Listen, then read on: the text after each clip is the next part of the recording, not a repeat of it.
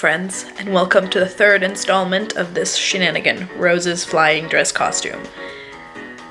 I'm sorry, that so many parts, just, you know what's going on. So I just wanted to show you guys that I pinned the waistline of the dress a bit more upwards right here because it was being really annoying before I pinned it. So wait, let me put another pin here. So I'm gonna sew this down by hand, and then I am going to start zhuzhing the skirt because earlier I zhuzhed it enough that it worked. Like I zhuzhed it enough that it looked like hers.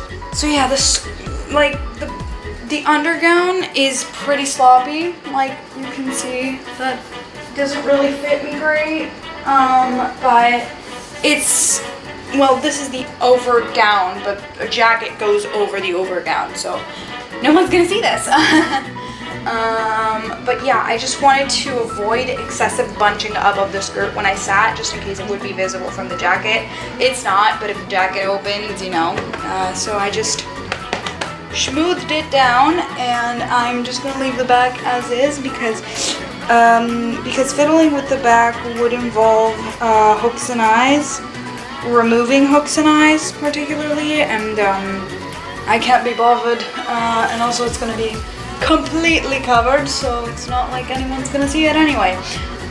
Or if my perfectionist self is way too bothered by the fact that it's bunching up in the back and not in the front, then I'm going to fix it.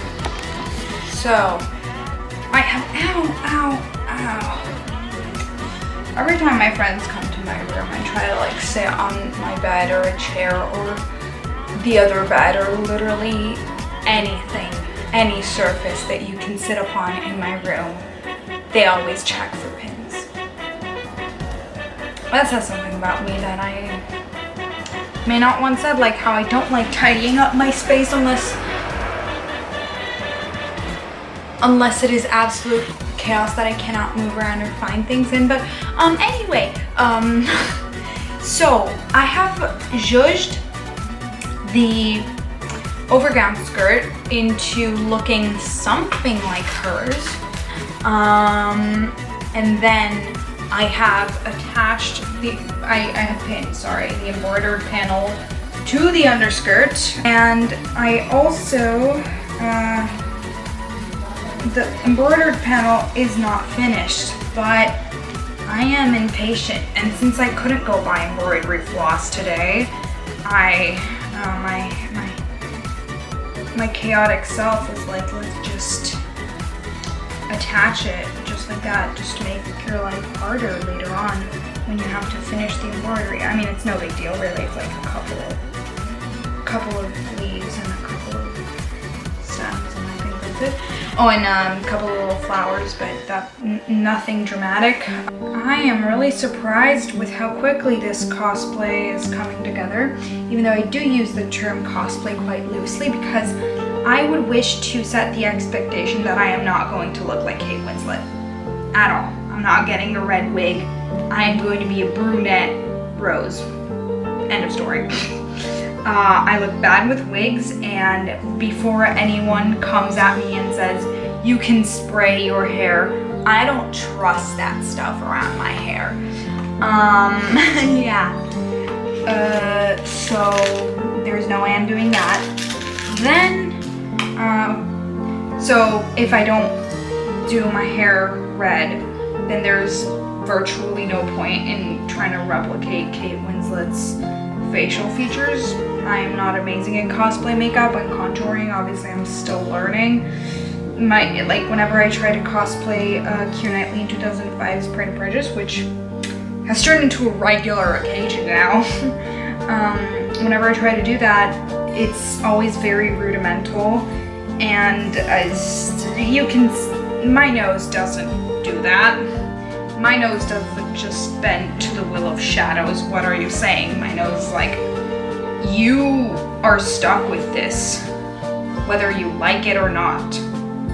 So yeah, we could say it's my nose's fault. I'm rambling. I am very tired. I should probably not ramble in front of a camera because, So, back to business. What I'm gonna do is I'm gonna hand stitch all of this on. I also pinned a panel of satin fabric next to the embroidered panel because I found that the skirt was lifting a little bit there and showing the white petticoat, so I didn't want to risk it. It wasn't really doing that in almost any other area. It was in the back, but I think I fixed it. So I just went in panel, kind of effortless. So yeah, velvet is coming in today. Everything is patterned, and who's loudly playing music that you cannot hear because of copyright? Close. You cannot hear the forbidden music anymore. So velvet is coming in tonight, huzzah. And I'm going to cut out my velvet pieces. I'm exhausted by zhuzhing with the skirt all day. And zhuzhing with the bodice and zhuzhing, just zhuzhing. I should probably turn off the camera because I don't think I'm in a state to talk to it for a prolonged amount of time. All right, we got our velvet in. It doesn't look very velvety, I'll have to say, but you know, it can work. What if I do? What if I frizz it really hard? Like the fuzzies of the velvet aren't really that big. Like, it's pretty thin, but honestly, it can work for this project. Like, I'm not mad. Compared to this, it looks like velvet. It depends how I drape it, because I think that, you know, it's not the best velvet. Obviously, it's synthetic velvet that I got for 7 years, $95 a meter online in a day shipping, which was really efficient, but it's, the more I handle it, the more I look at it, it doesn't look that bad. It feels great, and the inside feels amazing, so I won't have to line it, because hers, I think, has lining. Now, how sweet, we don't do that here. We're cutting on price. A bit of wrinkles and crinkles here. I am skeptic about ironing this because I don't want to flatten it even more than it is flattened. I am going to go get some second opinions on this.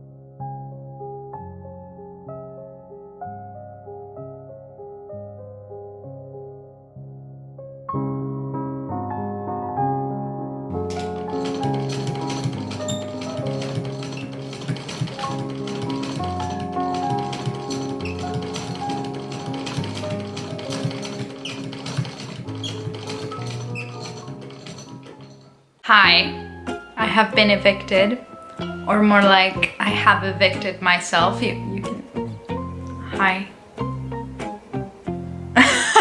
So trippy. I have evicted myself from my room. Why, you may ask? Because it has woodworms in it. At least I think the sewing machine does, even though I did the treatment. How do I know, you may ask? Well, I got bitten today while I was on my bed that I sleep on with my face at night, unconscious and completely unaware of any bugs that could harm me. That happened at, I would say, 5 in the afternoon. It's been 4 hours since I've spent more than 30 seconds in my room. Because my room is filled to the brim with antique furniture. Well, not filled to the brim. It has 3 more pieces of antique furniture in it, and one of them happens to be my bed. I don't know where I'm gonna sleep tonight. Cause I was on my bed and I was hand sewing I was hemming, which, by the way, I finished hemming the bottom of the rose jacket, which took half the day. Now I need to go in there and I need to get pinking shears, because what I think I'm gonna do with these edges is I'm gonna pink them and I'm gonna find a way to iron them down and like iron the velvet down in a way that it's not noticeable that it's been ironed. Like there's a way to iron velvet. I'm very sweaty, I'm sorry. It's really hot and I'm so tired. But yeah, so I'm leaving for around 5-6 days. I'm leaving for a week. Well, technically leaving on Sunday, coming back Friday, which is 5 days. But tomorrow I won't be able to do much sewing because I have a lot of stuff to do. But I will be able to buy some embroidery floss tomorrow. I still haven't gotten around to buying embroidery floss today. So I just wanted to do a quick rundown of the steps for this rose red. Let me lower you so I can be lowered and I can speak to you. So these are the steps I've done so far. So step 1, obviously get your undergarments set. Step 2, start constructing the under petticoat. Construct the under petticoat. Put a strip however wide you need it at the bottom of the other petticoat of your outer fabric. Then construct your outer gown and construct it, make sure that it fits, tailor the skirt and the bodice to you. Put straps, hook and eye closures, pockets if you want to. I chose not to because it was very fitted around the hips and I didn't want bulk, and that would have been fun. Then what you do next is you add the decorative bits on the bodice. So the lace, you add the lace and you start embroidering whatever you want to embroider for the underskirt. So if you want to embroider anything at all for that, so like a panel or like a separate panel like I did, or the underside of the underskirt, I don't know what to call it, the side that is going to be peeking out. And then you zhuzh the overskirt in whichever way you like after you have attached the embroidered panel and possibly another panel of the fashion fabric in order for the fashion fabric not to peek in order for the white petticoat not to show if you have chosen to make your under petticoat not out of your fashion fabric for most of it. And then what you do is you mock up, you probably should mock up the undergown as well, but I didn't do that. That's why it ended up very wonky, but you know what? It's under the jacket, so no one's gonna see it. You zhuzh that until you're happy with the result, then you move on to the jacket. And for the jacket, I didn't do a lining. I don't think you need to for velvet. Come on, it's already hot enough. You hem the bottoms, and we're gonna go through making little tassels, I think when I come back, because my yarn is all tangled and I'm currently in the process of untangling it, which is a process, all right. Makes me think about the struggles of life. And then you sew together the jacket, you hem the bottom, you finish the seams on the inside, which is what I'm about to do. And at the same time, you take care of your collar. So your collar is going to be double layer of fashion fabric because that's what hers appears to be when it flops. So double layer that, and you just hem that bad boy. Well, not really, I'm gonna hem that bad boy later. And I don't think I'm gonna put the collar in until I have the embroidered panels in. And then after that, what I'm gonna do is I'm gonna put snaps where they belong. Sew the sash, which I'm gonna go into detail later, and possibly make a matching bag. But I'm getting ahead of myself now because what did I wanna do now? Get pinking shears and figure out a way to iron this velvet. So I'm gonna go into my room for 40 seconds now. The camera battery is dying and I need to get it here. I haven't been here too long. I feel like I have goosebumps. Okay, what do I need to get? I need to get, shoot, I need to pack. I need to pack.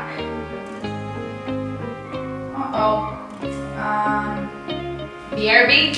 Hi everyone. So I didn't film any more yesterday night, but straps. But this is what I did. So I didn't do much, but I did cut out these little strips, which are on her cuffs. As you can see, they are angled here, and there's 6 of them. 2 of them are, I'm trying to find the right sizes to show you. 2 2 are 11 inches, 9 inches long. 2 are 13. The biggest ones are 13 inches long.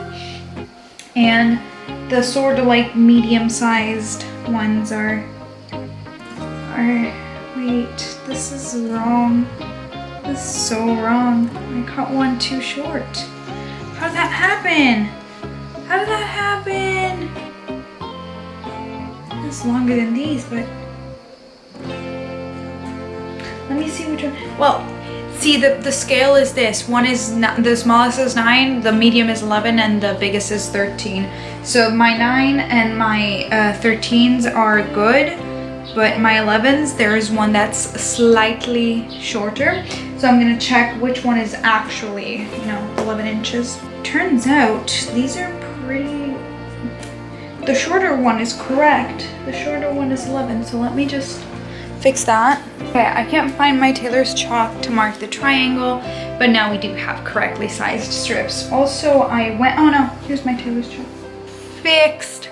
Also, self-fabric buttons will go over these, but I don't think I'm gonna do that quite yet because I'm leaving tomorrow and I'm bringing my embroidery with me. I bought new embroidery floss, only I forgot to buy 2 of the darker color, and now I'm not in the big town anymore where I have access to more shops, so I will have to go and buy another, like, I don't know what to call them in English, these things, these.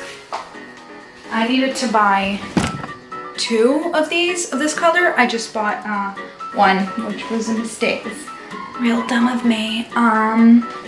Now what we're gonna do is I hemmed the sleeves too last night. So like basically all the edges are finished except for the edges that will have the collar and the little lapels, if you can call them that, attached. Because I still need to sort that out. I think the height of where I mocked it up was sort of incorrect. So now what I'm gonna do is I'm gonna start with the placement of these. So let me get my pins. So I'm on holiday and about to go to bed, so I just wanted to update y'all. A couple of days passed since I last filmed, and this is the progress. All the blue flower parts are done on this side, and I started out this side the other day. Now I'm bringing this on boats, I'm bringing this on beaches, but sometimes I just can't work on it because salt water is gonna wet the satin, stain the satin. I don't know what it's gonna do to it. I'm just gonna go to bed now because my phone died, and I think that's a cue for me to go to sleep. I will update you guys pretty soon. Yeah. Can you appreciate my dedication of me literally pulling this out on a beach? Like, absolutely not giving a fluff about anyone around. Just looking, what is this girl doing? Embroidery on the beach. Hello, I'm home again. Do you hear the sounds of my ceiling fan? Because it's hot. So this is probably gonna be so anachronistic to watch in October because this is my spooky season video. I am posting this in October, and I can say that with certainty because I have a laptop to edit on now. But anyway, let's not get sidetracked. I keep forgetting that this is supposed to be a step-by-step process, hopefully tutorial of how to make Rose's flying dress from Titanic. So I brought the embroidery with me on my trip. Guys, I brought this on boats. I brought this on beaches. I brought this in restaurant even, and I just worked as much as I possibly could. And now all the light blue things are finished. Oh my gosh. Oh my gosh, it looks like a starry sky. It's so cute. There are some messy bits, like this bit here. I don't know if you can see it. This bit here is a bit I'm really proud of. And I know it looks like everything else, but I had just run out of light blue embroidery floss again. And I was like, I'm not gonna buy another thingy of embroidery floss just for those 2 little stems. And so I said, I have some polyester, like standard sewing thread. This thing that was actually sent to me by Spoonflower when I did my first order there. And they sent this to me, and it's the perfect color. So I just took 3 strands of that, threaded 3 strands through my embroidery needle, boom, done. So we're done with the light blue bits now. Oh, and I probably should update you on the rest of the dress. So the machine work is done for now, I think. Now, there's still a couple of things that I need to do by machine, which will get done. But for now, she is still outside because I just want to make sure that the woodworms don't get to her. I think I'm gonna bring her in now because she's next to some chairs that have really bad woodworms, and I would not want her to get contaminated despite the extraordinary amount of poison that I put in there, like it stinks. So the dress, I had pleated it up, right? The side of the overgown, and I made it very nice, and I had to redo it because I don't know what I did. I don't know what went wrong. Well, redo it, I unpicked it. I still haven't redone it, but I have no idea what went wrong. It just was folding the wrong way, and it looked like I had smuggled something in that skirt. Like it just looked, I had a bump basically on the side of the skirt, which was really, really ugly. And it was looking like a hobble skirt, which wasn't really the thing. Hers isn't a hobble skirt, so yeah. I'm not gonna film much tonight because I think this video is already extra long, but I am going to keep going with this, hopefully until it's done. Yeah. I'm so tired, but we persevere. Dear friends, this is the end of part 3, and hopefully the end of this series. If it is, thank you so much for watching this series. I hope you came along and you liked it, and I hope that some of you, will actually make this dress, and I hope you decide to stick around here. I'd love to have you, and I'll see you in my next shenanigan. Bye!